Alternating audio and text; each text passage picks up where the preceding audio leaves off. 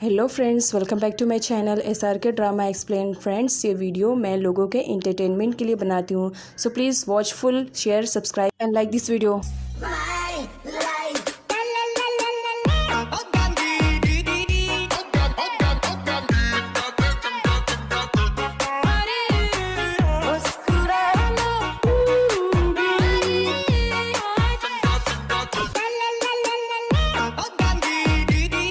Part की starting वहीं से होती है जहाँ पर प्रीवियस पार्ट फिनिश हुआ था। यादा देख लेती है क्रिट को, वो गुस्से में उसके पास आती है और उसे हिट करने वाली रहती है, लेकिन सडनली अपने आप पर कंट्रोल कर लेती है। भला मैं तुम जैसी बुरी कैसे बन सकती हूँ? मैं तुम जैसे को हाथ भी लगाना पसंद नहीं करती हूँ। तुम जैसे लोग तो सिर्फ दूसरों की लाइफ को डिस्ट्रॉय कर सकते हैं और कुछ नहीं। जिस पर क्रिट यादा को स्माइल करते हुए कहता है, मैं तो सब कुछ ठीक कर रहा हूँ। तुम्हारे डैड ने जो कुछ भी किया उन्होंने गलत किया। तुम गेम में खुद आई, तुम्हें किसने कहा था इंटरफेयर करने के लिए? अब जबकि तुम भी इस गेम का एक पार्ट बन चुकी हो तो जरा गेम अच्छे से खेलना। जिस पर यादा क्रिट से कहती है, अपनी लाइफ में किसी भी गेम को मैंने हारा नहीं है, फिक्र मत करो, इस गेम को भी नहीं हारूंगी। और बात जहाँ तक रही मेरी सिस्टर खेम के बारे में, तो उसका भी तो मैं पता कर ही लूंगी कि तुमने उसे कहाँ पर छुपा के रखा है। जिस पर क्रिट यादा के थोड़ा और ज़्यादा क्लोज आता है और उसे कहता है, फिर तो इस गेम में और भी ज़्यादा मज़ा आने वाला है, क्योंकि गेम बराबर लोगों का जो होने वाला है। यादा क्रिट को चैलेंज करती है कि फिक्र मत करो, इस गेम की विनर मैं ही रहूंगी कहकर वहाँ से चली जाती है। अगले सीन में खेम को दिखाया जाता है, वो मिलती तो है लेकिन टॉम को नहीं, बल्कि विट और इसकी सिस्टर पैन को। विट उसे लेकर के सेफली अपने घर पर आ जाता है, जहाँ पर पैन कहती है, विट वहाँ पर है, इसके बारे में तुम्हें कैसे आइडिया? विट कुछ भी नहीं बताता है, बस ये कहता है, बस किसी भी तरह पता चल गया, तुम्हें इतना फिक्र करने की ज़रूरत नहीं है, तुम बस इसका थोड़ा सा ख्याल रखो और इसके साथ थोड़ा सा कोऑपरेट करो। इसे इस वक्त किसी ऐसे पर्सन की ज़रूरत है जो कि इसे सपोर्ट करे। अगले सीन में बेचारी यादा को दिखाया जाता है, जो अपनी सिस्टर की वजह से बहुत ज़्यादा परेशान थी। वो खेम को जितनी जल्दी अपने पास लेकर आना चाह रही थी, क्रिट उसे उतना ही ज़्यादा दूर कर देता है। यही सारी बातें सोच करके यादा और भी ज़्यादा रोती है और यहाँ पर टॉम आता है। टॉम यादा से कहता है, मैंने ढूंढने की तो कोशिश की लेकिन खेम मुझे नहीं मिली, पता नहीं खेम कहाँ चली गई है। जिसकी वजह से अब तो यादा और भी ज़्यादा परेशान हो जाती है और वो पास्ट में खेम के साथ बिताए हुए अच्छे पलों को याद करने लगती है। किसी टाइमिंग में वो लोग एक साथ इतना ज़्यादा इंजॉयमेंट करते थे और आज तो खेम उसका कुछ अता पता नहीं है। यादा और भी ज़्यादा परेशान हो जाती है। वो बस पास की बातों में अभी खोई हुई थी कि किस तरह पास्ट में उसकी एक हैप्पी सी फैमिली थी, उसके डैड, ब्रदर और खेम।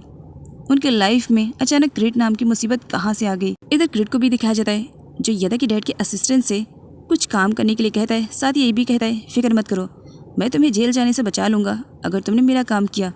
असिस्टेंट को मानना ही पड़ता है।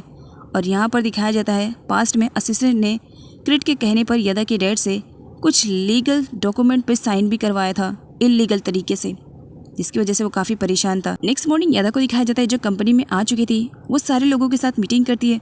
अब क्रिट भी जबकि उस कंपनी का एक पार्ट बन चुका था, तो इसी वजह से यादा उसे वहाँ से निकालना चाह रही थी और इसी वजह से उसने मीटिंग को अटेंड भी किया था। बट मीटिंग में असिस्टेंट तो था ही नहीं। फिर असिस्टेंट को दिखाया जाता है, जो क्रिट के पास आया हुआ था। यहाँ पर क्रिट उस असिस्टेंट का बैग एक्सचेंज करवाता है, जिसमें बहुत सारे डॉक्यूमेंट्स थे। असिस्टेंट करने से मना कर रहा था, लेकिन क्रिट ने जैसा तैसा करके उसे रेडी कर लिया था और वो यहाँ पर उसे वो सारे पेपर्स दे देता है, जिसकी वजह से क्रिट और भी ज़्यादा स्ट्रांग हो जाता है और फिर वो कंपनी में जाता है। सारे लोग मीटिंग कर रहे थे। यादा क्रिट को उस कंपनी से बाहर निकालने की प्लानिंग पूरी कर चुकी थी। तब क्रिट की एंट्री होती है। क्रिट यहाँ पर अपने सारे डॉक्यूमेंट शो करता है। जहाँ पहले क्रिट के पास 30% थे, अब यहाँ पर यादा के डैड के पास 40% है और 60% पूरे शेयर्स क्रिट के नाम हो चुके हैं। तो जाहिर सी बात है, जिसके पास जितने ज़्यादा शेयर्स कंपनी का ओनर वो, तो यहाँ पर क्रिट उस कंपनी का ओनर बन चुका था। ये देख करके यादा तो टोटली शॉक्ड होती है।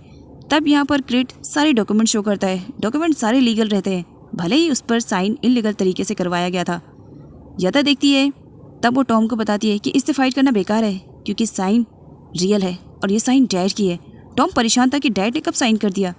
तब यहाँ पर यादा कहती है, इसने धोखे से डैड से साइन ली है। यहाँ पर सारे लोग अब जबकि क्रिट को कंपनी से बाहर निकालने के लिए आए थे, तो उन्हें मालूम पड़ता है कि क्रिट तो और भी ज़्यादा स्ट्रांग हो चुका है और यहाँ पर अब उसकी चलने वाली है। टॉम क्रिट पर भड़का हुआ था। तब क्रिट यादा के पास आता है और टॉम से कहता है, ओहो, तुम इतना ज़्यादा भड़क क्यों रहे? अपनी बहन की तरह तुम भी स्मार्ट क्यों नहीं बनते हो? देखो, सारे डॉक्यूमेंट्स तो एकदम ओरिजिनल है ना, जो शो कर रहे हैं। अब इस कंपनी का बॉस मैं हूँ, फिक्र मत करो, मैं तुम्हारी भी वर्क को थोड़ा सा चेंज कर दूंगा। काफ़ी बोरिंग लगता होगा ना बार बार उसी काम को करना। यदा की पूरी प्लानिंग डिस्ट्रॉय हो जाती है और साथ ही उसकी और टॉम की पोजीशन भी घट जाती है। तब यदा क्रिट को फॉलो करने लगती है। आखिर ये सब करके साबित क्या करना चाह रहे हो? मुझे अच्छे से मालूम है ये डैड की साइन ज़रूर है, लेकिन धोखे से की गई है। जिस पर क्रिट कहता है चाहे धोखा हो चाहे जो भी हो, अब इस कंपनी का बॉस मैं हूँ। आई थिंक मुझे लगता है कि तुम्हें तुम्हारे डैड को ये ब्रेकिंग न्यूज़ दे देनी चाहिए कि अब वो इस कंपनी के ओनर नहीं रहे। ओनर तो मैं हो गया हूँ, लेकिन फिक्र मत करो, मैं तुम लोगों को इस कंपनी से बाहर नहीं निकालूंगा। अब तुम्हें मेरे अंडर में काम करना पड़ेगा और तुम सबको अब अपनी रिपोर्ट मुझे देनी पड़ेगी। जिस पर यदा गुस्से में उसे साइको बोलती है और चीटर भी बोलती है। क्रिट को बिल्कुल भी फ़र्क नहीं पड़ने वाला, वो तो वहाँ से जाता है, लेकिन साथ ही यदा को कहता है सबसे पहले तो मैं तुम्हारी रिपोर्ट लूँगा कि तुम यहाँ पर करने क्या आती हो। इधर इस बारे में वीट को भी मालूम पड़ जाता है कि क्रिट ने किस तरह जा करके यदा के ऑफिस में हंगामा किया और सब कुछ अपने नाम पे करवा लिया है। लेकिन यहाँ पर छाया को दिखाया जाता है, वो क्रिट के सपोर्ट में रहती है। ये देख करके वीट को बहुत ही ज़्यादा बुरा लगता है। वीट यहाँ पर क्रिट से कहता है आखिर ये सब करके तुम करना क्या चाह रहे हो, मुझे समझ में नहीं आ रहा है, तुम उस कंपनी का करोगे क्या? जिस पर क्रिट स्माइल करते हुए कहता है उस कंपनी को मैं डिस्ट्रॉय कर दूंगा। अगर इससे भी मेरा दिल नहीं भरा तो उसे बेच दूंगा, क्योंकि यदा के डैड को ज़्यादा ही खुश हैं, उनकी खुशी मुझसे बर्दाश्त नहीं होती है। जिस पर वीट उसे समझाने की कोशिश करता है तुम बहुत बड़ी गलती कर रहे हो, प्लीज़ ऐसा मत करो। लेकिन क्रिट कहाँ किसी को सुनने वाला। एंट्री होती है यदा की, जो कि क्रिट के ऑफिस में आ चुकी थी। वो काफ़ी एटीट्यूड में आई हुई थी और यहाँ पर यदा के हाथों में वही हील्स थी जो कि क्रिट ने उसे गिफ्ट किया था न्यू गेम की स्टार्टिंग के लिए। यदा बहुत ही ज़्यादा गुस्से में थी, लेकिन फिर भी वो अपने गुस्से को कंट्रोल में करती है और क्रिट से कहती है अब तुमने कहा था रिपोर्ट देने के लिए, तो शायद मैं कल बिज़ी रहूँ, मेरा शेड्यूल बिज़ी रहे, सोचा आज ही तुम्हें क्यों ना रिपोर्ट दे दूँ, चीटर कहीं के। क्रिट को काफ़ी बुरा लगता है, लेकिन फिर भी वो अपना गुस्सा कंट्रोल में करता है और कहता है हाँ रिपोर्ट तो तुम्हें देनी ही पड़ेगी, आफ्टर ऑल अब मैं कंपनी का ओनर जो हो गया हूँ। यहाँ पर यदा को बहुत ही ज़्यादा गुस्सा आ रहा था जब क्रिट उससे ये सारी बातें कर रहा था। वो अपने आप पर कंट्रोल तो करती है, लेकिन क्रिट तो अपनी लिमिट्स और भी ज़्यादा क्रॉस करने लगा था। यदा को और भी ज़्यादा गुस्सा आता है एंड देन वो हील से उसे हिट करने वाली थी, लेकिन क्रिट उसका हाथ पकड़ लेता है। दोबारा ऐसी कुछ भी करने की गलती मत करना, शायद मैं दोबारा बर्दाश्त नहीं कर पाऊँगा और तुम्हारी प्रॉब्लम्स बढ़ जाएंगी। और खेम के बारे में क्या तुम भूल गई हो, उसे पाना है या नहीं पाना है? क्रिट यहाँ पर यदा को खेम के बारे में बोल करके काफ़ी इमोशनल कर देता है और साथ ही टॉर्चर भी करता है। यदा क्रिट को डेवल बोल करके वहाँ से चली जाती है, जिसे देख करके क्रिट वीट से कहता है इस साइको को तो मैं हैंडल कर लूँगा, बाकी तुम खेम का अच्छे से ख्याल रखना कहकर वहाँ से चला जाता है। यदा काफ़ी डिप्रेशन में थी, इसी वजह से वो अपने डैड से मिलने के लिए आई हुई थी, लेकिन डैड के सामने वो रो नहीं सकती थी। वो अपने आंसू को छुपा लेती है, लेकिन डैड यदा के इस फेस को देख करके समझ जाते हैं ज़रूर उसके लाइफ में कुछ ना कुछ तो गड़बड़ है।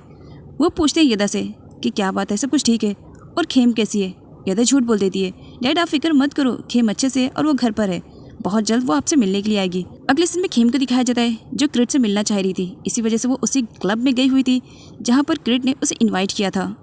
वो क्रिट से कहती है मैं तुम्हारा इंतज़ार कर रही हूँ, तुम्हें मुझसे मिलने के लिए आना ही पड़ेगा। क्रिट साफ मना कर देता है, मेरे पास इतना फ्री टाइम नहीं है कि मैं तुमसे मिलने के लिए आऊँ। जिस पर खेम कहती है कुछ भी हो मैं इंतज़ार कर रही हूँ, तुम्हें आना ही पड़ेगा। क्रिट साफ मना कर देता है, तुम इंतज़ार करो या ना करो मुझे कुछ भी फ़र्क नहीं पड़ने वाला है, मैं नहीं आऊँगा। इतना सब कुछ सुनने के बाद भी खेम उसका इंतज़ार करती है। इधर विट बहुत ही ज़्यादा परेशान हो जाता है जब उसे मालूम पड़ता है कि घर में तो खेम है ही नहीं। पैन उसे बताती है, वो फ़ौरन उसे ढूंढने के लिए निकल पड़ता है। तब उसे क्रिट का मैसेज आता है, मैंने कहा था तुम्हें खेम का ख्याल रखने के लिए, फिर वो उस क्लब में कैसे पहुंची? यदा बहुत ही ज़्यादा परेशान थी, उसके हाथ में कॉफ़ी थी, लेकिन सामने से क्रिट को आते हुए देख करके वो अपना गुस्सा कंट्रोल नहीं कर पाती है और उसे फेंकने वाली रहती है, लेकिन सडनली क्रिट पकड़ लेता है। ओहो, इतनी भी क्या नाराज़गी इस कॉफ़ी से, और इसे फेंक करके तुम्हें क्या प्रॉफिट मिलने वाला है? और ये कहते हुए वो उस कॉफ़ी को एक पेपर से कवर करके उसे वापस देता है, ये लो, अब इससे तुम्हारा हाथ नहीं जलेगा। जिस पर यदा और भी ज़्यादा गुस्सा करने लगती है। वो क्रिट से कहती है, आखिर तुमने इन सारे मैटर में खेम को क्यों इन्वॉल्व किया? जिस पर क्रिट स्माइल करते हुए कहता है, खेम को मैंने इस वजह से इन सारे मैटर में इन्वॉल्व किया बिकॉज मुझे तुम्हारे बारे में कुछ भी आइडिया नहीं था ना। अगर तुम मुझे पहले मिल जाती तो शायद इन सारे मैटर से खेम बच जाती और खेम की जगह पर तुम होती। लेकिन कोई बात नहीं, मैं हमेशा न्यू तरीके से सारी चीज़ों को स्टार्ट कर सकता हूँ। तो चलो, अब इस गेम में और भी ज़्यादा मज़ा आने वाला है, क्योंकि ये गेम में अब खेम नहीं तुम इन्वॉल्व होने वाली हो। यदा को काफ़ी बुरा लगता है, इसी वजह से वो क्रिट से कहती है, ये सब करके तुम अपनी लाइफ में कभी खुश नहीं रह पाओगे। क्रिट सैड हो जाता है क्योंकि सेम वर्ड किसी ने उसे पहले भी कहा था। क्रिट को ये सारी बातें याद आती है, वो अपसेट हो जाता है और गुस्से में वहाँ से जाने लगता है। यदा नोटिस करती है क्रिट अपसेट है तो वो उसे फॉलो करने लगती है। वो उसे बात करना चाह रही थी लेकिन क्रिट तो उसके सुनने के मोड में ही नहीं था, लेकिन फिर भी यदा उसे सुनाने की मोड में ज़बरदस्त थी। इधर यदा की स्टेप मदर और स्टेप सिस्टर को दिखाया जाता है जिन्हें बस अपनी ही पड़ी रहती है। लाइफ में दूसरों का क्या चल रहा है उन्हें बिल्कुल भी फ़र्क नहीं पड़ता है। अगर फ़र्क पड़ता है तो बस दोनों माँ बेटी को एक दूसरे का ही फ़र्क रहता है और कुछ नहीं। यहाँ पर दोनों ही खेम के बारे में बात कर रहे थे और साथ ही साथ कंपनी के भी बारे में कि अब नया ओनर आ गया कंपनी का, वो भी क्रिट है। इधर यदा को दिखाया जाता है जो क्रिट को टीज करते हुए कहती है मुझे नहीं मालूम था कि तुम्हारे भी फेस पे ऐसा कुछ मुझे देखने का रिएक्शन मिल सकता है। कितना सेटिस्फाई लग रहा है तुम्हें इस तरह से परेशान होता हुआ देख करके। क्रिट गुस्से में यदा को लिफ्ट में घसीटते हुए लेके जाता है और कहता है आई थिंक मुझे लग रहा है कि तुम्हें ये ब्रेकिंग न्यूज़ दे देनी चाहिए अपनी डैड को कि अब वो कंपनी के ओनर नहीं रह गए। जिस पर यदा बहुत ही ज़्यादा शॉक में हो जाती है। वो क्रिट से रिक्वेस्ट करने लगती है नहीं नहीं ऐसा कुछ भी मत करना प्लीज़, मेरे डैड की कंडीशन बहुत ही ज़्यादा ख़राब है। क्रिट उसके डैड के पास जाने वाला रहता है, यदा रोक लेती है नहीं तुम ऐसा कुछ भी नहीं करोगे, इस वक्त मेरी डैड की कंडीशन बहुत ही ज़्यादा ख़राब है, उन्हें रेस्ट की ज़रूरत है। अगर उन्होंने ये सुना कि वो कंपनी के ओनर नहीं रह गए तो वो बर्दाश्त नहीं कर पाएंगे, जो कि मैं बिल्कुल भी ऐसा नहीं चाहती हूँ। जिस पर क्रिट स्माइल करते हुए यदा से कहता है फिर ठीक है, इन 6 महीनों में तुम कहाँ थी, किसके साथ थी, मुझे पूरी की पूरी इन्फॉर्मेशन चाहिए, तुम्हारी प्राइवेट लाइफ की भी चाहिए, और अगर ये मंजूर है तो बोलो। यदा की खामोशी बता रही थी कि वो ये सब करना बिल्कुल भी नहीं चाह रही है, लेकिन अपने डैड की वजह से वो यहाँ पर क्रिट के साथ डील करने के लिए रेडी हो जाती है, जिसे देख करके क्रिट स्माइल करता है।